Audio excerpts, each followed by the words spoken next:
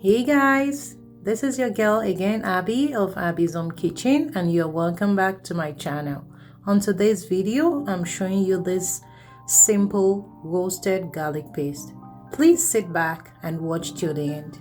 If you're new to this channel, please do not forget to subscribe.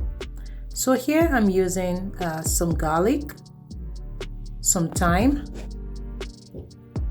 some rosemary leaves,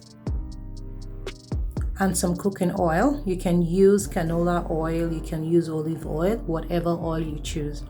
So I already peeled the garlic here, so I'm going to add all these spices in it. So if you have fresh of these herbs, the thyme, the rosemary, you can definitely use that. I also would always prefer fresh, but in place where you don't have fresh herbs, you can use the dry ones.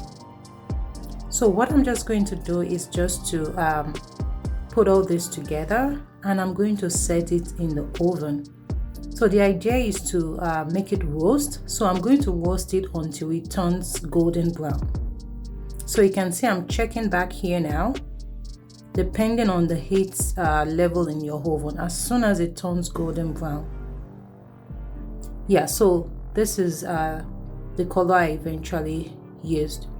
So you can use a food processor or a blender, and depending on the consistency you want, you can make it a little bit watery as you choose. So you can see how easy, simple, and quick it is. And I tell you, this garlic paste is so good. You can use it for your beef, for your chicken, roast, for boiling chicken, made fish, grilling, whatever it is you choose. It serves multiple purposes. And if you want to keep it in your fridge, just add some oil to the top and you can refrigerate.